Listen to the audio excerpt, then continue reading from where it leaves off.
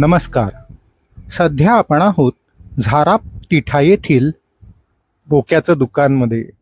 म्हणजे आपल्याबरोबर आहेत बंड्या, जे झारापचे अंबानी म्हणून ओळखले जातात.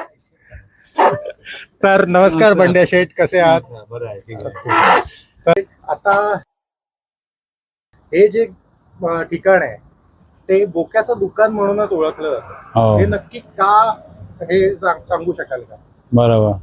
हे इथे पूर्वी बोके नावाचे डॉक्टर होते. ते बोक्यांचं हे म्हणजे घर होतं, डॉक्टर होते. आणि समोर आमची टपरी होती पानाची, आमच्या आज म्हणजे चुलत्यांची. आणि त्याच्यानंतर आमचे वडील 10वी मॅट्रिक पास झाल्यानंतर त्यांनी ती टपरी तिथे चालवत चालवत छोटं तिकडे हे चाललेलं ते बोक्याने ते दुकान विकलं. ते आमच्या वडिलांनी विकत घेतलं आणि तिथे मग बोक्याचं दुकान असं फेमस झालं. दुकान घातलं त्यावेळी ते दुकान नव्हतं, त्यामुळे त्यावेळी तिकडे दुकान घातलं त्यांनी. आणि त्याच्यानंतर ते हळूहळू व्यापार वाढत गेला आणि त्यामुळे ते बोक्याचं दुकानाचं ते स्टॉपचं नावच पडलं आणि ते हळूहळू बोक्याचं दुकान म्हणून फेमस झालं. नक्कीच नक्कीच. कारण इथे कुठली अगदी एसटीचा स्टॉप जरी बघितला तरी त्यावर बोक्याचं दुकान म्हणून आपल्याला दिसतं. अजूनही तिकिटावर पण बोक्याचं दुकान म्हणून स्टॉपवर आहे. मला हे सगळ्यात जुनं दुकान आहे, बरोबर? हो, हो. कारण आणि मी असं ऐकलंय की हे दुकान जवळपास 75 वर्षापासून आहे. आणि जेव्हापासून मॉल संस्कृती नव्हती तेव्हापासून या ठिकाणी अगदी सुईपासून सगळ्यात मोठ्यात मोठी वापरातील वस्तू, त्याबद्दल तुम्ही काही सांगू शकता का? नाही, मी आता मी आता हायवेला दुकान गेल्यामुळे मी आता थोड्या वस्तू कमी केल्या आहेत. आता आमच्या दुकानापासून म्हणजे सुईच्या टोकापासून ते दोऱ्यापासून ते औषधाच्या गोळीपासून सगळं मिळायचं. त्यावेळी तेवढी बंधनं नव्हती, त्यामुळे खतापासून सगळं मिळायचं. मी आता हार्डवेअर पण मिळायचं आमच्याकडे, बहुतेक वस्तू मिळायच्या. पण आता काय झालं आहे, ते दुकानं भरपूर झाली, आमची जागा कमी राहिली, त्यामुळे मी हार्डवेअर कमी केलं, थोड्या काही गोष्टी कमी केल्या.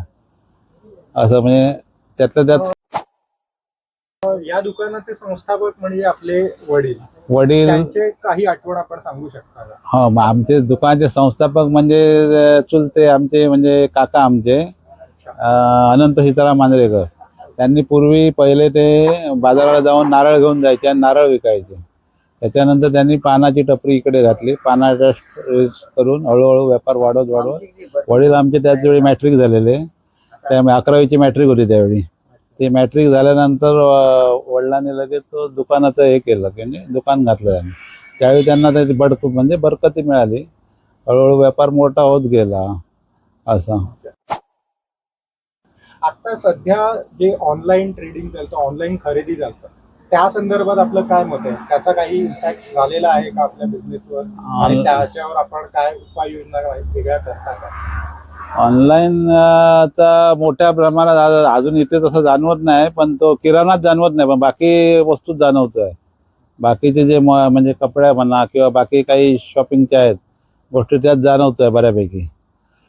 त्याच्यामुळे किराणा अजून तसा आलाय नाही, पण तो रिलायन्सवाले आता बहुतेक करून घुसले आहेत, गोव्यात वगैरे सांगतायत. त्यामुळे रिलायन्सवाले आता घरपोच डिलिव्हरी देत आहेत ते. त्यामुळे भविष्यात ते मोठं संकट आहे मोठं. त्याच्यावर आता उपाय काय? आता उपाय म्हणजे आता मॉल टाईप करायचा, हाच एक उपाय आहे, बाकी पर्याय काही नाही आहे.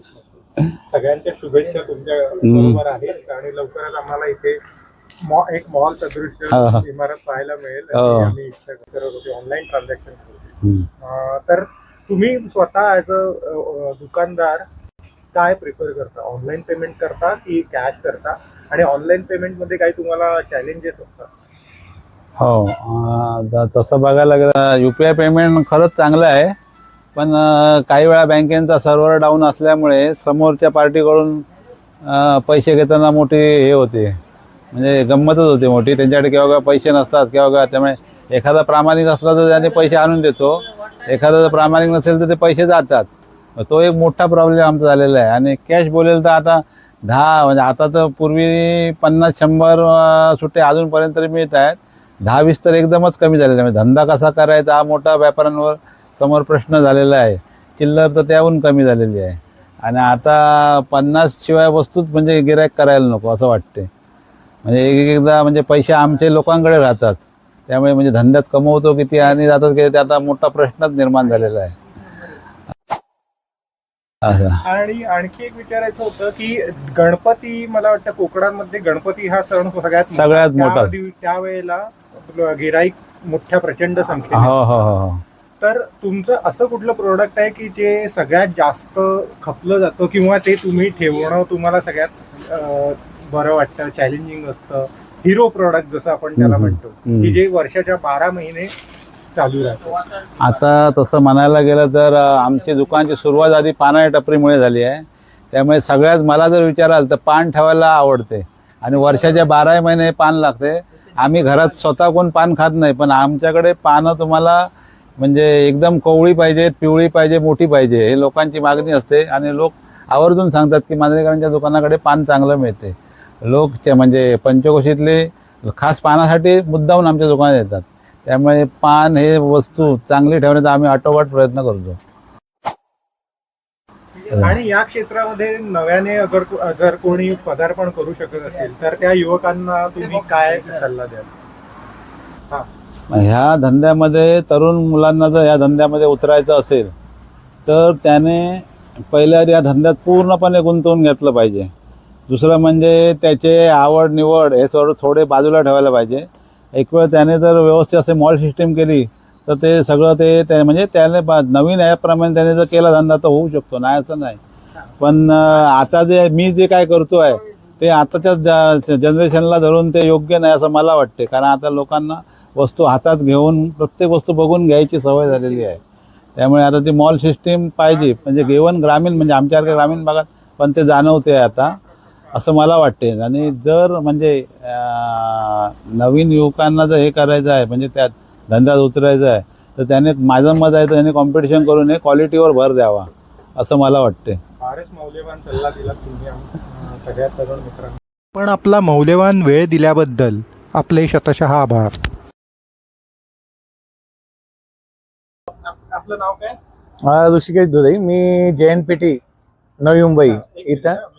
आम्ही अगदी आमच्या पूर्वजांपासून या दुकानामध्ये आम्ही येतो. अतिशय चांगलं आणि कुठलीही वस्तू पूर्वीच्या वेळी कुठलीही वस्तू अख्ख्या झारा पंचक्रोशीमध्ये याच दुकानात भेटायची. आणि पहिलं म्हणजे सगळ्यात वागणूक, म्हणजे समोरचे गिराईक नसून आपल्या घरातली माणसं आहेत असं वागवणं यांचं. त्यामुळे अजूनही इतकी आता दुकानं आजूबाजूला असतील तरी देखील इथे आपल्याला ग्राहकांचा ओघ का दिसतो, तर ही माणुसकी जी आपण बांधिलकी जपून आहोत त्याच्यामुळे इथं आपल्याला माणसं टिकून आहेत असं दिसतं. आणि अजूनही आम्ही अगदी नवी मुंबईतून जरी मी आलो तर इथूनच साहित्य घेऊन जातो असं आहे.